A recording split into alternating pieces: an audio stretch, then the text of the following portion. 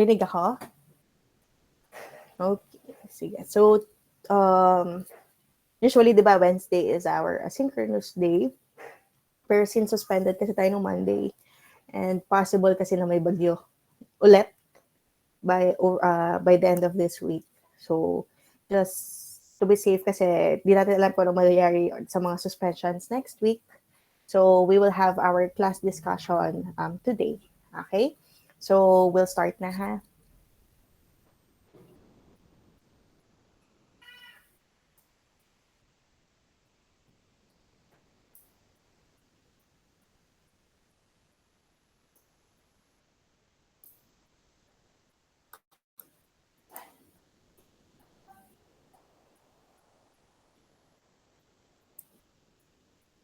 Okay, can everybody see the screen?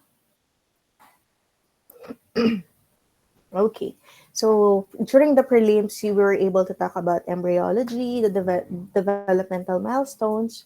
So ngayon naman, we will be discussing the pediatric examination na. So dito, i-discuss na natin yung different tests, different protocols, or ano ba yung mga dapat gawin when it comes to the pediatric population. Okay? So I think kayo ata is nag-start na ng case history kay Dr. Erica. Tama? Okay. So when it comes to pediatric examination, what do you think is the appropriate age kapag kailangan nang ipacheck yung bata? Any idea sa tingin nyo?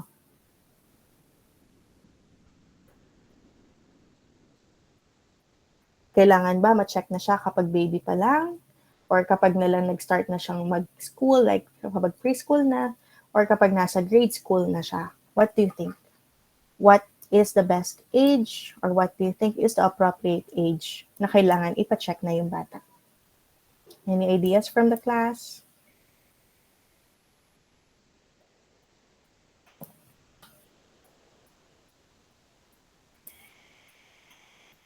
Wala? Walang mga idea?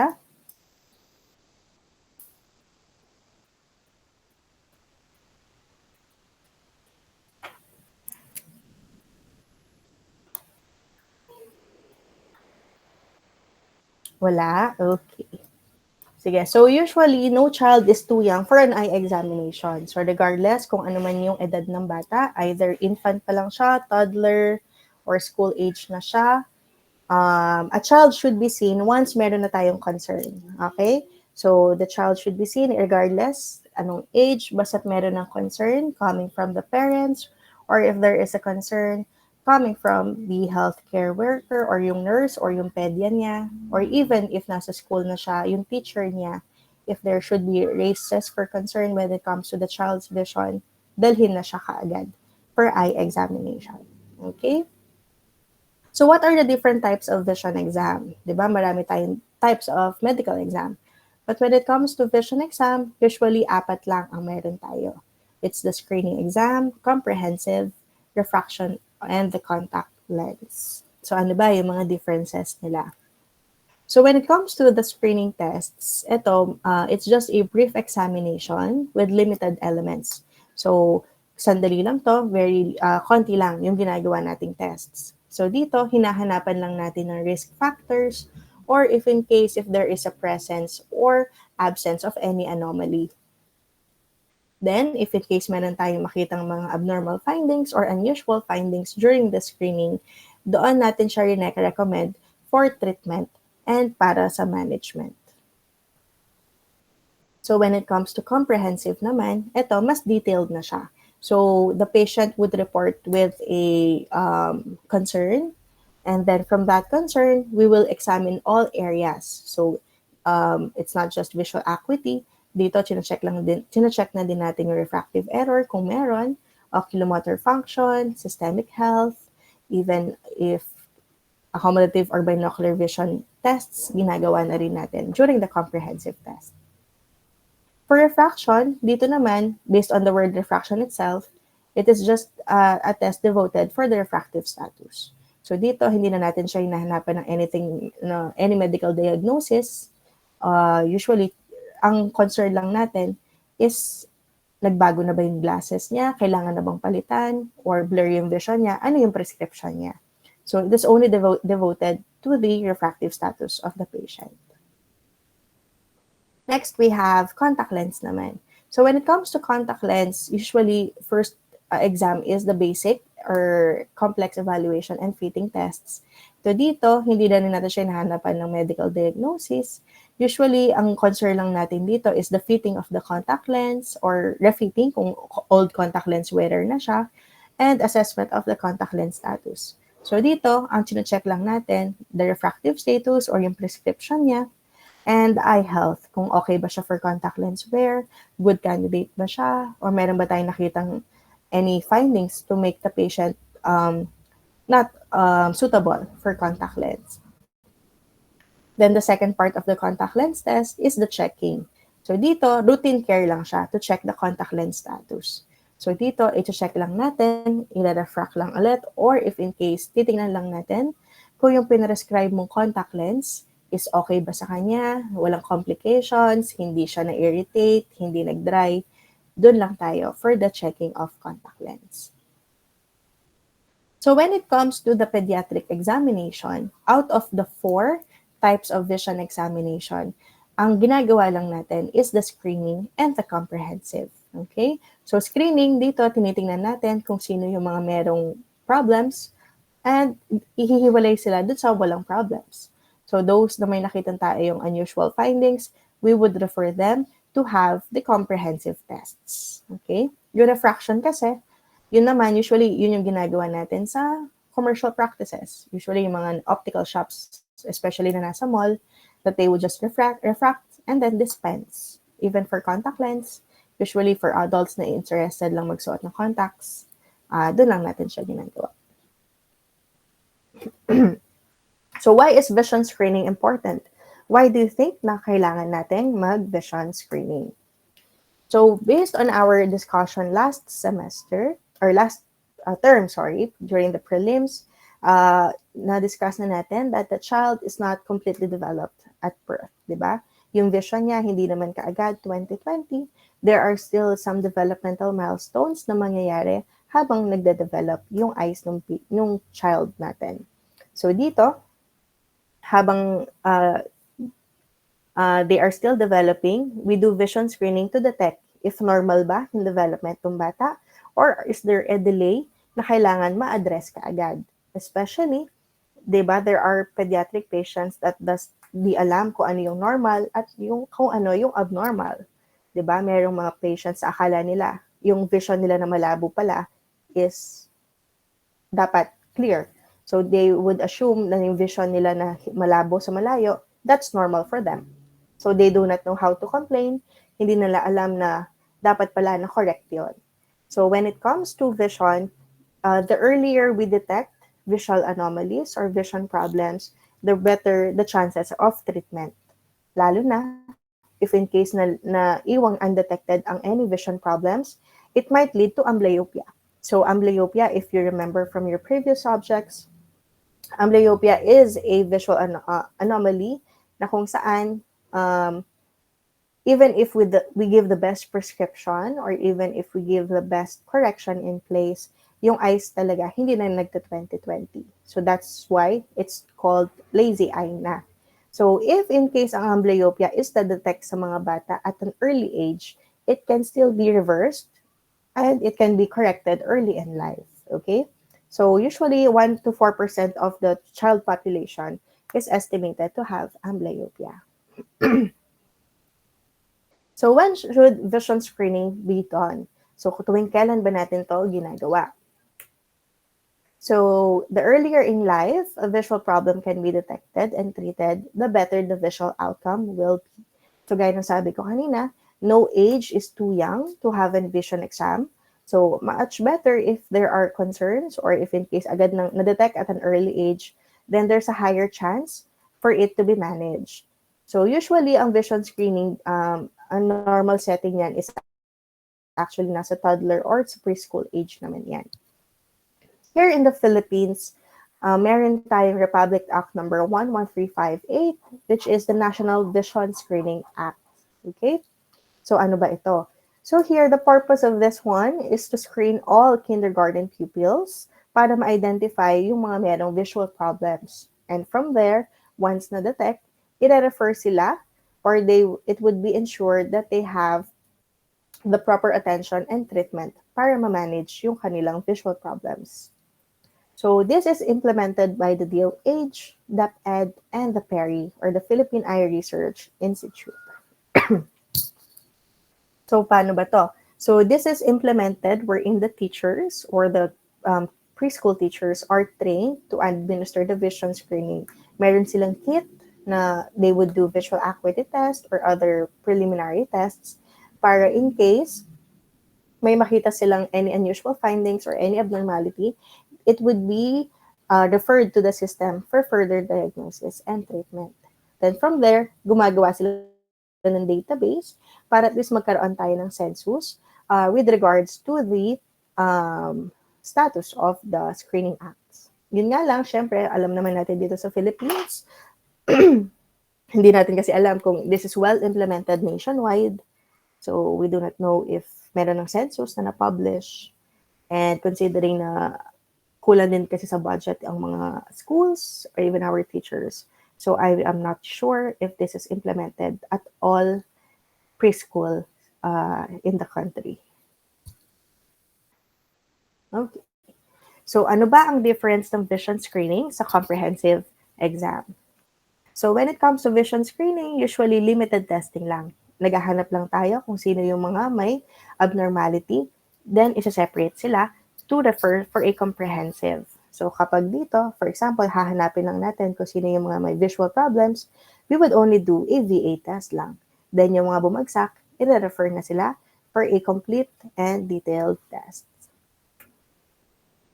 Next, we have the untrained personnel ang gumagawa sa vision screening, gaya ng mga teachers. But when it comes to comprehensive, it is done by a medical professional like optometrists or ophthalmologists. Next, we have an inadequate testing equipment when it comes to vision screening. Diba? Kung VA lang ang gagamitin natin, we would only make use of the visual acuity chart and an occluder. But when it comes to comprehensive exam, gumagamit tayo ng specialized equipment. So I'm not sure lang kung kayo sumasama na sa COMPAS outreach. Diba? Usually for outreach missions, very limited lang yung nagagawa natin. We would only do a visual acuity chart, refraction lang, or sometimes kung kaya pang mag ocular health screening, nagagawa. But usually, very limited lang sa screening. Then sa comprehensive, since it's more detailed, more complete, mas marami tayong tests to diagnose the problem. So when it comes to the comprehensive pediatric tests, the AOA or the American Optometric Association has a list, nagbigay ng list of objectives na kailangan nating magawa. So first objective is for us to be able to evaluate the status and the visual system natin. So dito, we have to take into consideration in checking the visual status, yung level of development and kung may special vision demands ba yung patient natin. Kasi di ba, for adults, usually very common yung nagagawa since lahat naman sila, they have the same protocols. But for a pediatric patient, a test that you can do on a preschool cannot be done on an infant. Or yung nagagawa mo sa isang teenager, hindi mo naman magagawa yung test na yon sa isang baby since hindi naman siya nagsasalita.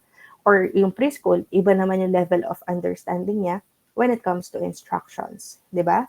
So, while it is necessary for us to evaluate the status of the visual system, we also have to take into account yung development ng bata. Kung kaya na ba niya mag-comprehend ng instructions or naiintindihan naman niya kung paano paano sumagot sa mga exams. We should also be able to assess the ocular health and different health conditions.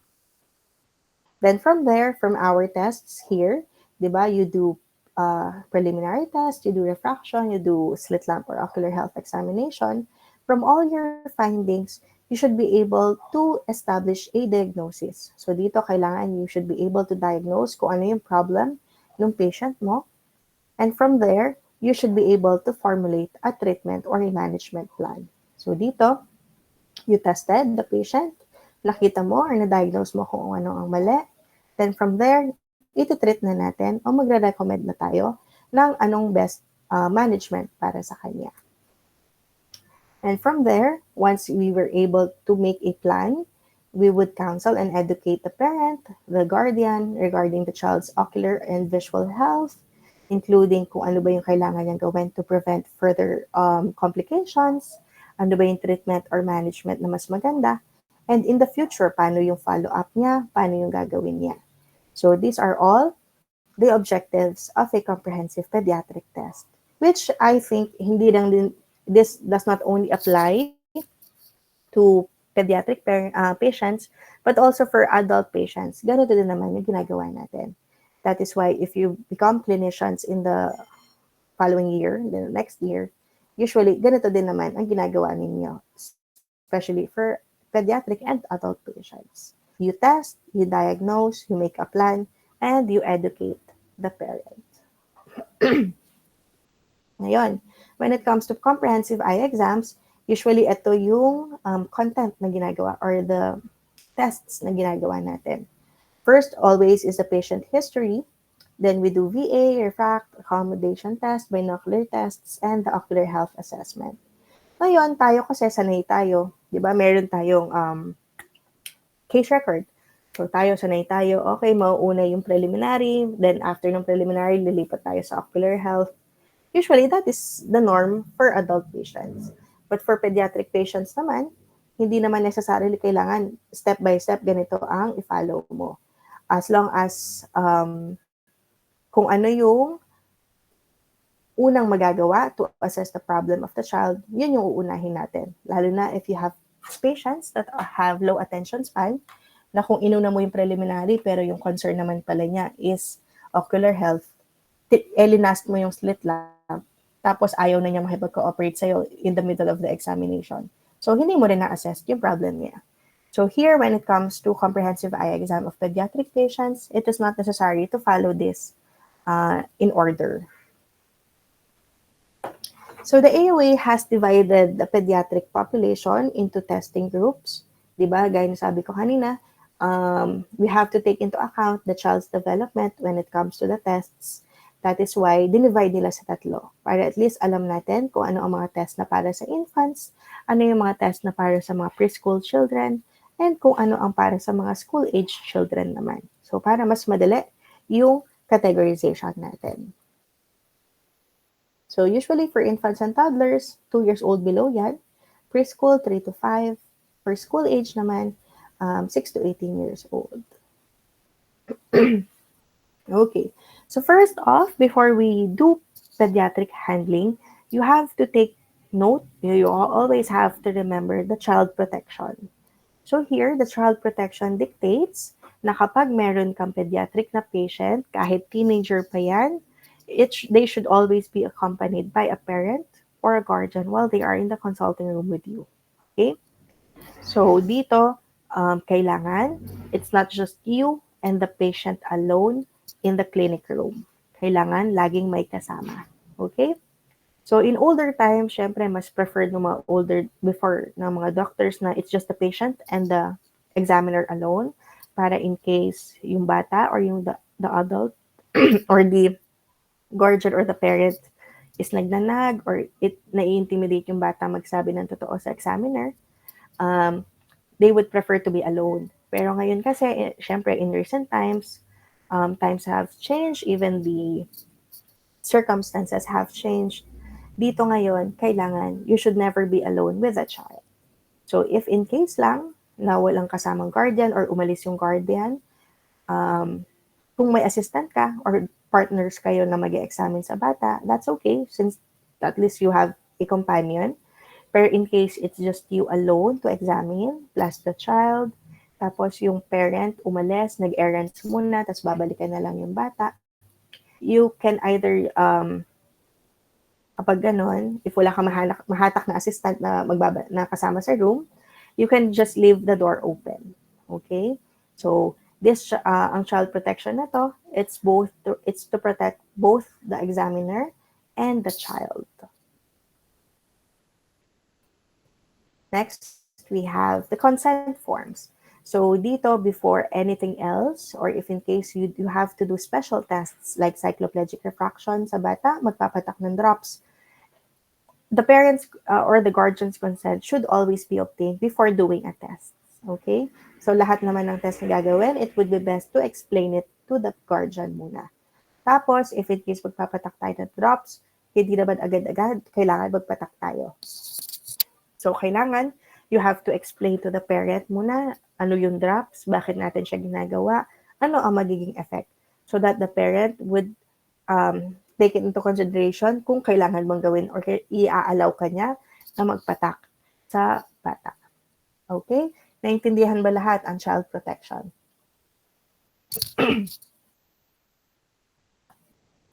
Okay. Next, we have the comprehensive case history na. So, kayo naman, you already had your case history with Dr. Erica. I think nagpa-video din ata siya sa inyo. Tama ba? For the case history. Okay. So, during your case history, meron ba ditong nahirapan? Or meron bang gusto mag-share kung saan part ng case history sila nahirapan? Meron ba ditong nairita sa mother kasi madaldal? Meron ba ditong nahirapan kasi tahimik masyado yung bata, ayaw sumagot ng mga questions? Meron ba? May gusto ba mag-share regarding their experience?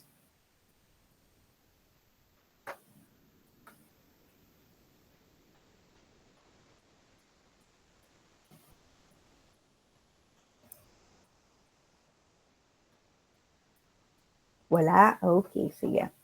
So dito, when it comes to patient history, you should have good communication skills, di ba?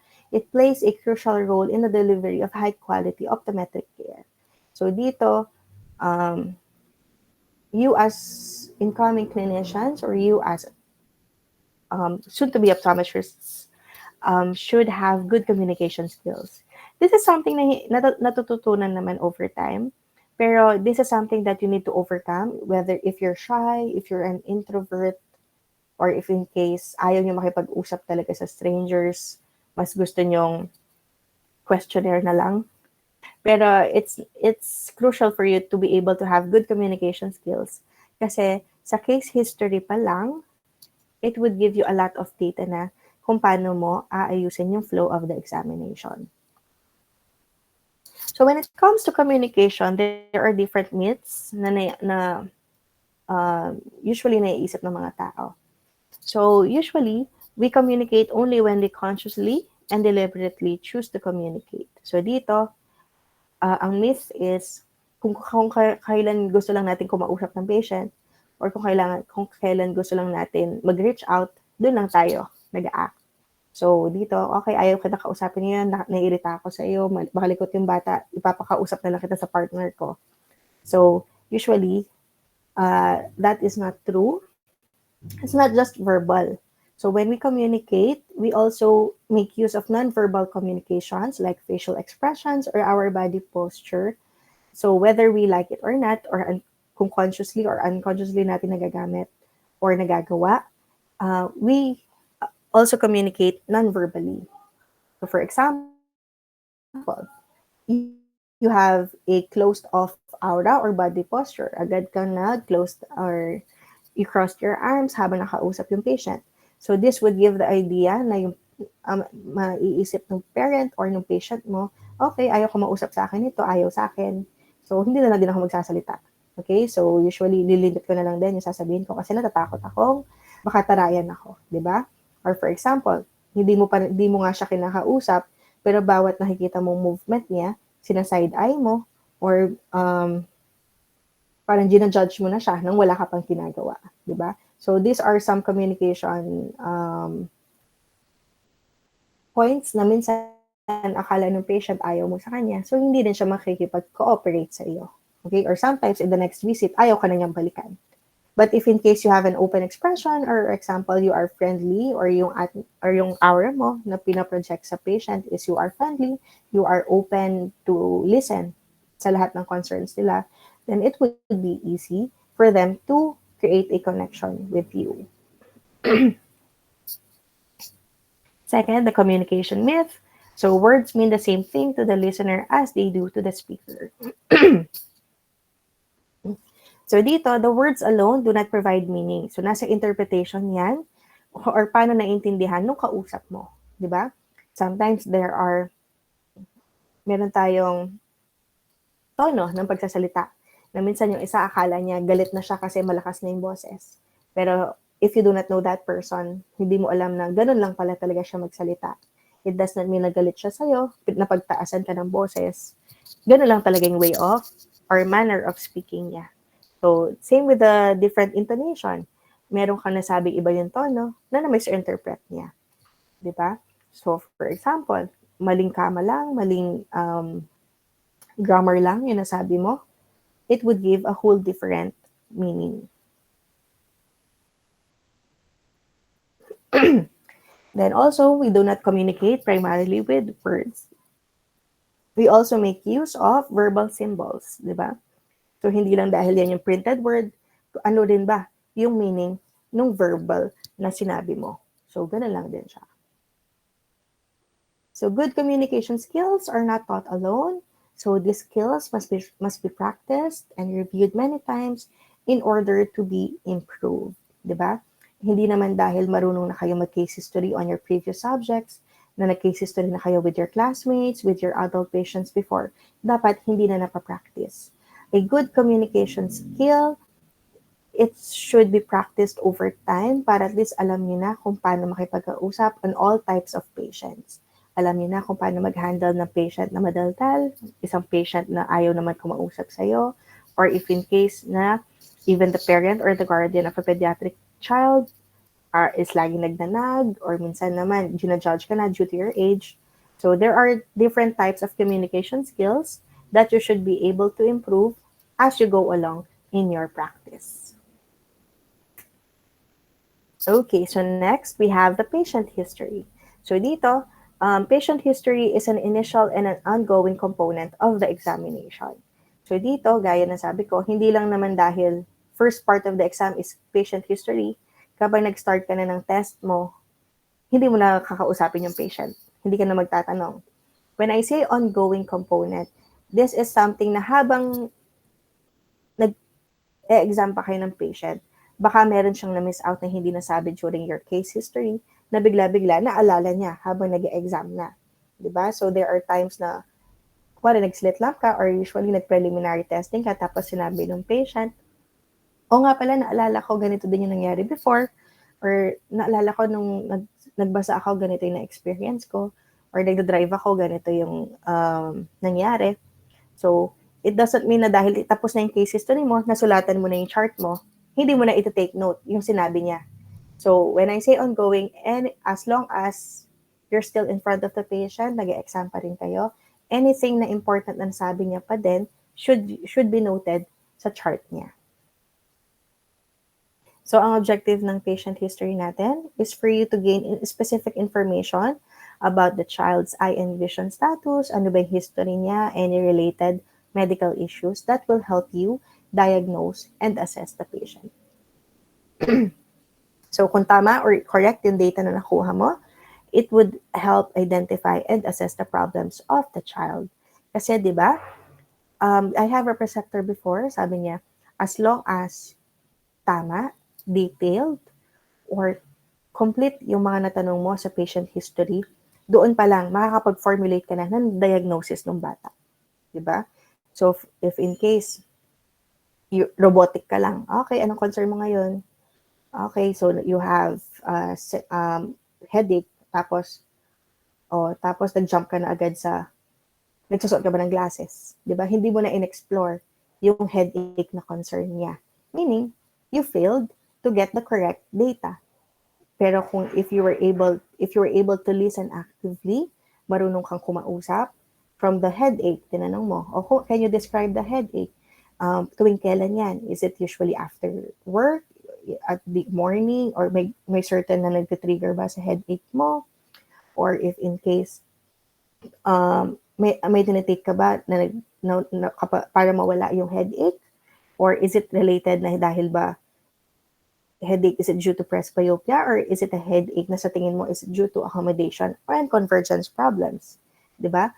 So, kahit isa lang ang complaint na nasabi ng patient. But if you're able to elicit all types of necessary questions, you will be able to get a lot of data to be able to identify and assess the correct treatment or the correct problem. So for example, sinabi ng pediatric patient mo or sinabi ng guardian ng patient, nahihirapan siyang manood ng TV, nakasquint siya. Even yung teacher niya, sinabi niya, nahihirapan siyang tumingin sa board. So from there, na sinabi niya na nahihirapan siyang tumingin sa board or tumitingin sa malayo. Ano dapat yung, ano natin, any idea? Ano dapat yung first thought that would come to your mind kapag narinig mo yon?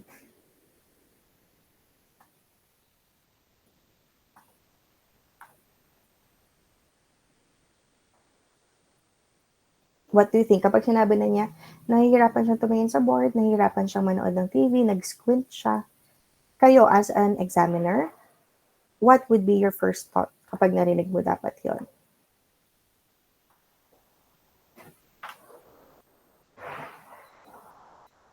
Nearsighted, Doc. Diba? So from there, naisip mo na, okay, so may nearsighted to. So kailangan, lalo na bata to, mamaya dapat magpo-focus ako sa visual acuity and sa diffraction. Kasi yun yung concern niya. Pero kung wala, sinabi niya, nahihirapan ako sa malayo, sa board, tapos hindi mo inanalyze yung sinabi niya, umuna ka sa slit lamp. So, di ba, ano ang relate ng slit lamp or ng ocular health sa concern niya na blurry vision? So, ganun tayo. Lalo na when it comes to pediatric patient na merong mga limited yung attention span. Kung inuna mo yung slit lamp before ka nag-vision test, tapos ayaw na makipag-cooperate sa'yo. Umuwi sila na wala kang diagnosis, wala kang treatment plan. So, nasayang yung oras ng patient. Sinayang mo din yung oras mo. Okay? So here, so the patient history also provides us an opportunity to become acquainted with the patient. So kung kayo is shy sa strangers, ayaw kumausap sa mga strangers, you have anxiety talking at first, or ilang ka kasi parang nai-intimidate ka sa parents. Think of it the other way around as well, na yung bata, bakit kanya kakausapin? Hindi ka naman niya kilala. 'Di ba? Bakit yung mother, bakit sino ka ba sa tingin niya para are you qualified enough na mag-check sa anak ko? 'Di ba? Ganun siya. So dito, when it comes to patient history, you have to be confident. You have to project the correct posture and body movements para at least you become acquainted with the child and the parent as well. Para at least makuha mo yung confidence and trust nila na mag-cooperate sa'yo. Okay, so here we have observations during case history. The case history, hindi naman yan nag-start kapag, hindi naman yan nag-start kaagad na, okay, pinaupo mo na siya, nagsulat ka na, nagtanong ka na. That's not the start of the case history. Before pa lang kayo pumasok sa examination room, you as a clinician should take mental notes na, or you should make observations na sa bata. For example, nasa waiting area pa lang siya. Tapos ikaw, hindi mo pa inintroduce yung sarili mo or you're still waiting for the preceptors to allow you to go inside the clinic. So kung in case, habang naghihintay ka, observe mo na yung bata. Is the child more comfortable playing? Or is the child more comfortable sitting alone? Na mas gusto lang ba niya mag-cellphone? Or since may nakita siyang ibang bata, mas gusto niya makipag-interact sa kanila. Diba? So dun pa lang, you should take mental observations na para at least alam mo na kung ano i-expect mo sa bata. So if in case, you should take note, is there an eye turn na kahit hindi mo pa siya kinakausap, napapansin mo na there is an eye turn, nag-squint ba yung bata kapag nagsa-cellphone or kapag nagbabasa? Meron ba siyang certain mannerisms habang habang relaxed state siya, na habang naghihintay, naka-head tilt siya, naka-ganon siya. So you have to take note of that and observe mo yung paano ba makipag-communicate yung bata sa parent, sa yaya, sa guardian, or yung behavior niya. Meron, or in case, minsan the general wellness. Hyperactive pa yung bata, malikot, madaldal, tahimik, ayaw gumalaw, nakaupo lang, tamad, makipag-communicate. So, yun dun pa lang, ita-take note mo na or you have to take mental notes na para at least ma-prepare mo na rin ang sarili mo when it comes to your examination. You should also be able to assess kung paano communicate yung guardian. Tama ba yung mga sinasabi niya sa case history? Or sa tingin mo, there are times na hindi reliable yung data na binigay niya sa'yo? And take note, if habang kausap mo yung parent, are there any distractions? Yung bata ba is may nakita siya din siyang other patients na gusto niyang makipaglaro, lumabas sa room, or are there phone calls na laging na-interrupt kayo? Or is there time na parang natutulog pa yung bata kaya hindi mo rin siya matanong? So you have to take note of any distractions.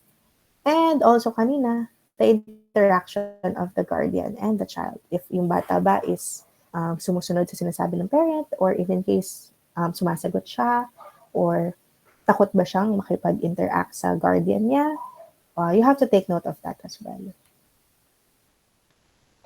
Now, when it comes to the case history, ano ba yung mga kailangan natin? We have to take note of the demographic data, the chief complaint, the history of ocular, general health history, medications, the family history, developmental history, and school performance, time spent outdoors, and contact name of other providers. So demographic data, this is usually yung nakalagay na agad sa case records niyo, di ba? The name, the age, gender, address, contact numbers. If adult, ano yung occupation niya? If student, college student, ano ba yung course? Or the grade level. Para at least alam mo kung paano mo i-cater yung questions sa kanya. If in case occupation niya, are you more on your work or more on field work ka ba? Sa course, yung course mo ba is more on practical? Or is it more on theoretical na lagi kayo nagbabasa? Laging near work siya? Even sa grade level, anong grade na yung bata? At that age, ano na ba dapat yung mga natutunan niya? Or yung inaaral niya sa school? Then hobbies. And sometimes, we also take note of the race or the ethnicity kasi there are some risk factors na associated sa ganitong type of race, or merong iba na very common siya sa mga Asians, pero hindi naman siya common sa mga Westerners. Next, we have the chief complaint. This is usually, bakit kanya pinuntahan for an eye exam? Diba? Ano ang concern niya? Bakit siya pumunta sa'yo? So always ask an open-ended question. Hindi pwede yung pagpasok niya, ikaw na agad yung nagsabi na, masakit ba ulo mo? Ikaw yung nagtanong na, malabo ba vision mo kaya ka nandito? So, hindi ganon. So, when it comes to the chief complaint, you should ask, what brings you in today? Bakit ka pumunta? Ano yung concern mo? Bakit ka nasa clinic today? If in case, sinabi niya na, okay, I have a blurry vision, or I have a headache, or hirap ako magbasa, or I have teary eyes, itchy eyes, you should ask the associated factors. So, you can make use of a mnemonic para at least alam niyo kung ano yung itatanong. So, for example, you should ask the site. Saan siya? Where is it located? Pwede mo bang ituro sa akin? O kung headache yan, nasa harap ba? Nasa likod? Nasa side? Or if in case namumula yung eyes ko, okay, can I see? Saan? Ituro mo nga, is it right eye, left eye? Okay? Concept. Kailan pa nangyari yan? Diba? Matagal na ba yan? Bago pa lang? Recent na? Or matagal mo nang complain? Bakit ngayon mo lang naisipang pumunta dito? So it can either be congenital, chronic progressive, or acute. So when we say congenital, meaning na-experience na niya ito 6 months from birth. If it's chronic, meaning matagal na, for 3 months or more na niyang na-experience. If it's chronic progressive naman, habang tumatagal, mas nagwo-worse. Parang na-experience ko to last month, hindi ganito kasakit, pero ngayon kasi na-experience ko siya, mas lumala. Parang feeling ko mas grumabe siya. If it's acute, if its onset is bago pa lang, less than 3 to 6 months. Characteristics, can you describe it? For example, is it a headache or migraine? Can you describe it? Is it a blinding glare? Is it, may aura ka ba nakikita? Meron ka bang glare sa nakikita or photophobia? Can you describe yung nararamdaman mo? Radiation. Lumilipat ba yung pain from here, kumakalat to the other side? So, ask it as well. Associated features. Kapag ba na-experience mo yan, may iba pang nararamdaman. If nagkaka-headache ka or migraines, nakaka-experience ka rin ba ng redness of the eyes? Is there a nagluluha? Nagkakaroon ka ba ng photophobia as well? So, itanong mo rin kung ano ang nangyayari pa. Then, time course. Gaano katagal mo na-experience yan? Is it once a week, twice a week? Gaano katagal yung attack? Is it usually whole day, half day lang ba? Or ano ang tinitake mo? Ano ang ginagawa mo para mawala yung nararamdaman mo? And can you rate it? Is it sobrang grabe from 10 or 1 na mild lang? So you can ask, can you rate it from 1 to 10? This I think you're already familiar na, which is the folds. So nadagdagan lang siya into folders.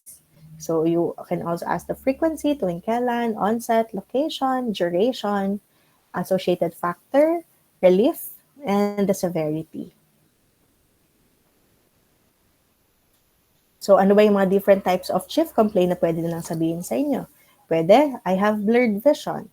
So from blurred vision, ano ba yung mga pwede mong itanong? Is it monocular? Is it binocular? Sa malayo? Sa malapit?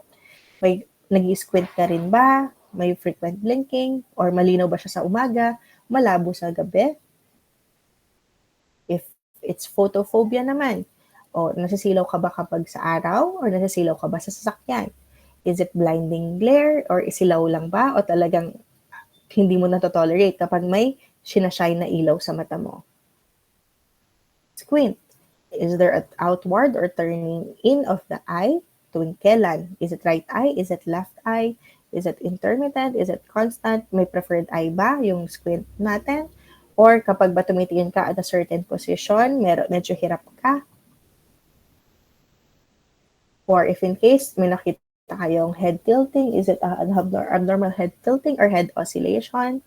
Take note, may head tilting, is it up, down, left, right? Or constant ba siya or intermittent as well? When we say wobbly or shaky eyes, usually this is, ganito nila dinidescribe ang nystagmus. So dito, you would ask, tuwing kailan, may nag-trigger ba? May nangyari ba before mo nakita na gumagalaw or nag-wobbly yung eyes niya? Asthenopia. Nagkakaroon ba siya ng headache or eye strain? Is it related to a particular activity? Is it related to a certain time of the day? Meron ba siyang associated ng diplopia or blurry vision? Then usually, ano ba yung ginagawa mo para ma-relieve ito? Nagkakaroon ba siya ng tearing or epiphoria? Or associated din ba ito na parang may foreign body sensation? That would give you an idea. Is this related to dry eyes? Then itching or redness of the eyes, you have to take note, is it just an infection or is inflammation lang ba to? Or is it due to allergies? You also have to take note of that. Then white reflex, if in case na nasabi ng mother, sa picture kasi nga nakita ko yung isa red, yung isa white. So dito you have to double check, lalo na ang white reflex is usually a sign of tumor or retinoblastoma. If droopy eyelid, ma-observe mo, is it the right eye, the left eye? Then you have to take note, kailan ba nag-start yan? Or in case, is it due to a muscle problem or innervation problem? Then diplopia, dalawa yung nakikita or there is doubling of images. You should also ask, is it monocular or binocular? Na nakikita mo siya kahit one eye open lang, nagdodoble? Or kapag both eyes lang open, doon nagdodouble yung images? Is it a horizontal or vertical separation? Can you describe it? Torsional, if in case, kapag ba may head tilting nawawala or kapag may ginagawa kang at certain times, nagsisingle yung nakikita mo. Or kapag tumitingin ka at a certain direction, nag-iiba. Is it worse for distance or near? Or may nagtitrigger ba for you to have diplopia?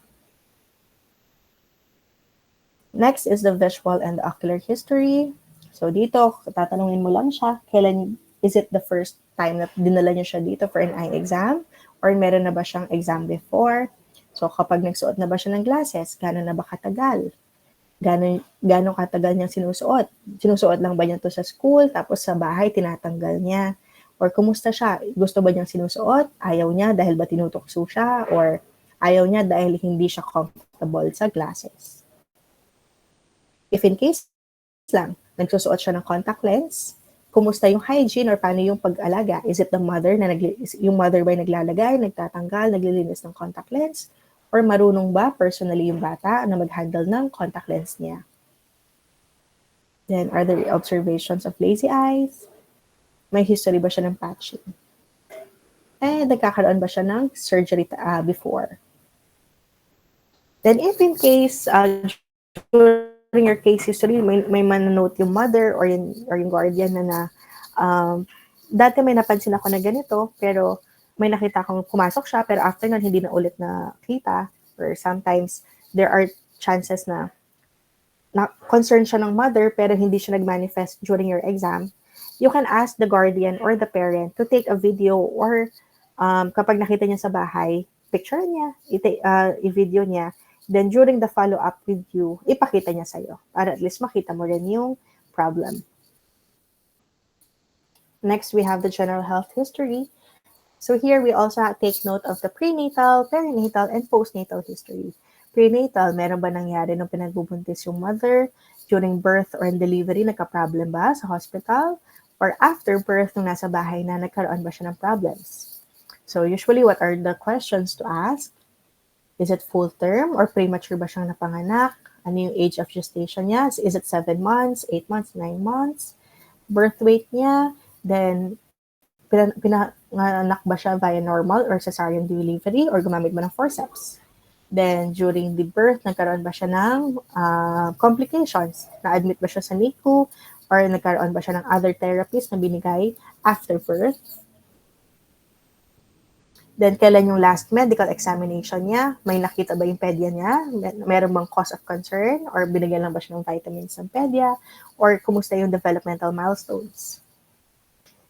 Major medical illnesses, you should also ask kung na-surgery na siya before or na-hospital na ba siya? Nagkaroon ba siya ng head or ocular trauma? Malikot ba siya? Kaya na siya nauntog? May times ba na tumakbo siya, nahulog siya sa stairs or sa bike? Mga ganun tanong. Medication. Either you would also ask, meron ba siyang tinitake? Meron ba siyang eye drops na binigay sa kanya before? Or if in case, meron ba siyang drug food or any allergies?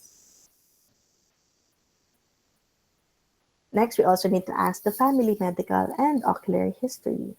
So dito, you would take note of any diseases na namamana, like cardiovascular disease or any hereditary disease also affecting the visual system.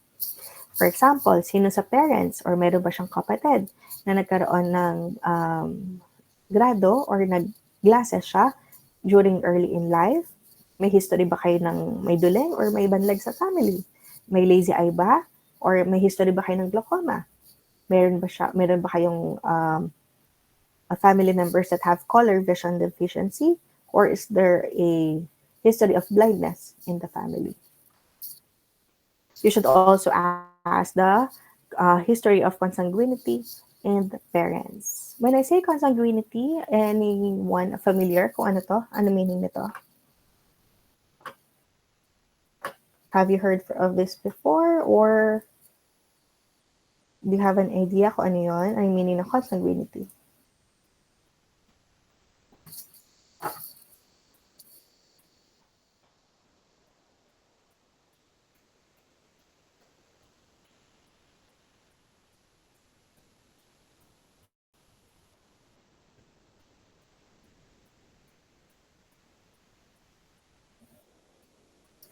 Wala? Okay. So, consanguinity is if the mother and the father or any family member are related by blood.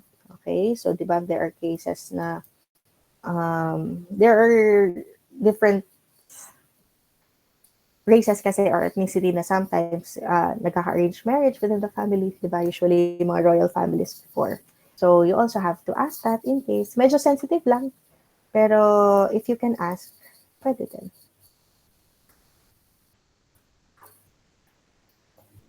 Next, we have developmental history. Diba? This is something that usually hindi natin tinatanong sa mga adult patients. But for pediatric patients, we have to take note na syempre, kahit inaral natin yung developmental history, yung mga milestones, there are certain times kasi na minsan, may age talaga na minsan medyo mabagal lang or sometimes may mga timelines na hindi na-follow. But that's okay. You should also just take note of that. So dito, ano ba usually yung tinatanong natin when it comes to the developmental history? Kumusta yung motor and speech development ng bata? Meron ba siyang regression? May delay ba? Meron ba siyang hyperactive behavior or sometimes under the autism spectrum? Or if in case, meron ba siyang learning delay or learning disability? Or sometimes, nagkaroon na ba siya before ng mga tests or rehabilitation na ginawa sa kanya? You can also ask age-specific questions, lalo na kung depende sa edad ng patient ninyo. Kung infant or toddler yan, you can either ask simple questions like, na-identify na ba yung mukha ng parents? May fina-follow na ba siyang toys? Or nag-grasp na ba siya ng toys niya? May hinahawakan na siyang favorite toy? Or may nananotice ba kayo na lazy eye or eye turn? For preschoolers, usually dito milestones lang din. Kumusta yung motor hand-eye coordination niya? Mahilig ba siya maglaro? Or kumusta yung verbal and social skills niya? Introvert pa siya? Or mas active ba siya sa school? Or dito, this would help you as a clinician to make connections if in case okay in development, or if in case you find anything unusual, you can refer to other providers as well. Kapag elementary age naman sila, usually dito, yung school performance din. Kumusta siya sa school, may subjects ba nahihirapan siya, or if in case sa visual habits, ngayon mahilig ba siya mag-phone, or mas mahilig ba siya maglaro ng sports. Then for teenagers naman, very common kasi sometimes with teenagers, either sobrang daldal, na magkakwento talaga sa'yo, or there are teenagers naman na ilang sa'yo, hindi ka kakausapin. Okay? So dito, usually very common yan, so far with teenagers, either yes, no questions, or minsan naman, oversharing sila. So kapag doon, you have to find balance as well. Pero much better, create a rapport muna with teenagers, nakausapin mo muna sila, o kung sa tingin mong hikay siya, you can also ask, are you interested in contact lenses? Para at least, if you have events in school, hindi ka magsuot ng glasses. Pero syempre, you have to talk to the parent as well regarding contact lens. Or if in case, gusto mo munang mag-create ng rapport sa isang teenager, tanungin mo muna siya, kumusta ka today? Any problems na sa tingin mong kailangan nating address? Or meron bang nasabi yung mother mo na, hindi nasabi yung mother mo na gusto mo rin itanong sa akin today, mga ganong questions. Just for you to create a safe space for teenagers. Next, we have educational history. So dito, ano naman dito, you have to take note of the attainment of the bata. Is there a specific reason kung bakit ayaw niya magbasa? Or, for example, mas gusto niya naglalaro sa labas kaysa makinig sa teacher. Kasi minsan, short attention span pala siya. Or sometimes kapag nagbabasa, meron pala siyang undiagnosed na nearsightedness. Kaya mas gusto niya nagbabasa or nasa loob ng classroom lang. Ayaw niya maglaro sa labas kasi blurry pala yung malayo niya. So you have to take note of those type of answers. So dito, if in case sa preschool, you can ask, nag-story time ba siya? Or gumagawa ba siya ng tasks sa malayo at sa malapit? If grade school naman, kumusta yung reading niya? Mahilig ba siya magbasa? Or okay ba yung reading level niya sa edad niya? If in case naman, you would ask, is there history na delay siya? Nag-repeat siya ng grade? Bakit? What was the cause? Or if in case the child is in a special education setting, kasi sometimes there are SPED classes, di ba? Depende na lang sa arrangement. There are times kasi na minsan for special students 1:1 or sometimes ina-allow silang makipag-mingle or sumama sa mga normal classes. So if that is the case with your patient, you can also ask kung paano yung classroom setting niya. Next, the time outdoors and the screen time. So dito, ano ba ginagawa ng bata kapag walang pasok? May hilig ba siyang manood, mag-cellphone lang, or gusto niyang maglaro sa labas kapag walang pasok? Or if in case mahilig siya mag-gadgets, you can ask. Kasi sometimes sasabihin nila, hindi siya nagsa-cellphone kapag may pasok, tuwing weekends lang. So, syempre, with the weekend, isipin mo, baka every weekend lang, so 2 times a week lang siya nag-gadgets. Pero much better itanong nyo na lang, in a 24-hour period, tuwing kailan ka nag-gadgets. Baka naman kasi akala mo tuwing Saturday lang siya. Pero yung buong araw pala na yun, nag-gadgets siya, walang pahinga. Or kung wala kakain, magsa-cellphone, lunch, magti-TV naman, or kapag sa gabi, mag-iPad naman, tapos nagpupuyat pala siya. So you have to take note of the screen time as well. Then if in case, you can ask about pets, in case meron siyang allergies, baka may nagtitrigger sa, sa irritations. Then type of housing as well. For example, very common kasi sa sa city, or usually with other countries, na very common yung condo, di ba? So sa kanila, very limited lang yung area. So lagi lang silang sa bahay, sa kwarto, magbabasa, doon lang nag-aaral. Unlike with rural areas na very wide yung space, they have time to look outdoors, may time silang maglaro sa labas. So you have to take note of that. Then childcare as well. Is the child, nag-aalaga ba is the parent, or alaga ba siya ng yaya, or alaga ba siya ng family member? Then names of contact informations as well of other healthcare providers. So gaya ng sabi ko, for proper referral. Di ba sa vision screening, a teacher would find anything unusual, i-report siya sa'yo for a comprehensive eye exam.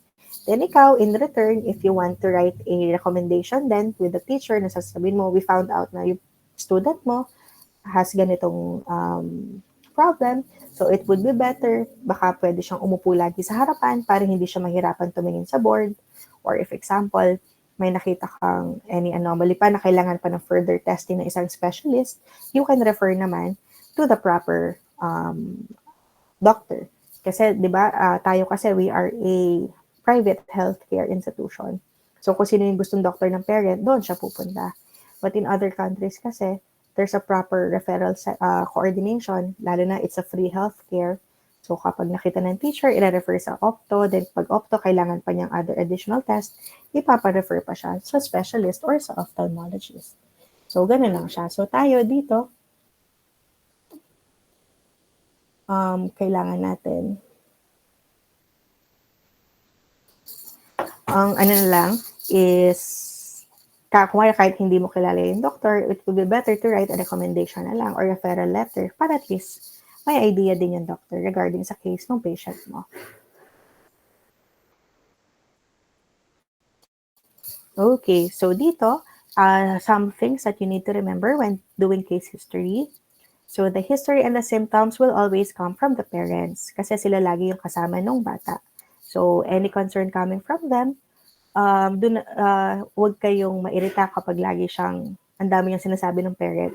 Kasi, syempre, as a mother or as a parent, you would always think of kung ano yung you would think of what is best for your own child. Okay? So that is why you should not dismiss always the parents' concerns. So always ask few basic questions. Bakit niyo dinala siya sa clinic? Ano ba yung wino-worry mo?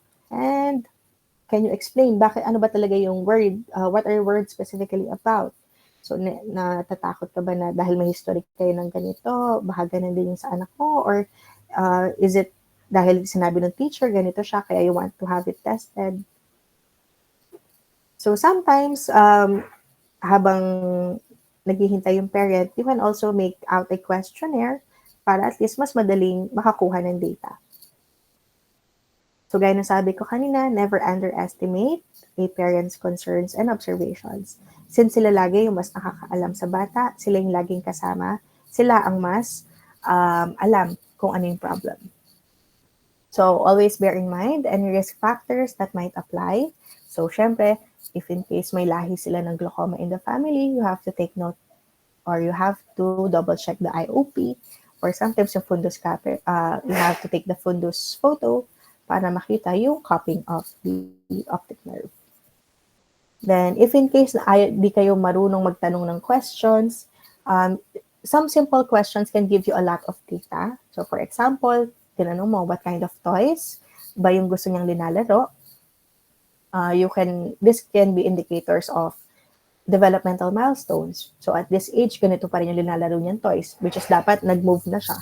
So, doon, nagkakaroon tayo ng idea if there is a delay. Or, for example, what is your favorite subject in school? Gaya na sabi ko kanina, baka pala gusto niya lagi lang sa loob ng classroom kasi malabo yung malayo niya. Or baka naman gusto pala niya lagi naglalaro naman sa labas kasi nahihirapan siyang magbasa. So these are indicators of school performance and would give us a lot of idea about their vision. So what's your favorite thing to do on weekends? So dito nalalaman natin kung gaano siya katagal maglaro or gumamit ng gadgets and kung may playtime outdoors pa rin siya. So if in case lang, you can also ask personal questions muna para makarelate kayo sa patients. So what's your favorite sport? Sinong gusto mong player? O napanood mo ba yung game? O marunong ka bang laro ng ganitong sport? Or for example, for the girls or for the may mga pop or K-pop songs or mga songs ba kayo na same pala kayo ng gusto. So kapag ganyan, you can create a connection with your patients. So effective case history, it gives the clinician a lot of diagnosis by the end of the case history. Kaya nung sabi ko kanina, basta tama lang yung mga questions na natanong mo, after mo mag-case history, alam mo na kung paano yung flow ng examination ninyo. Okay, so that is all for our module. Any concerns or any questions about the topic?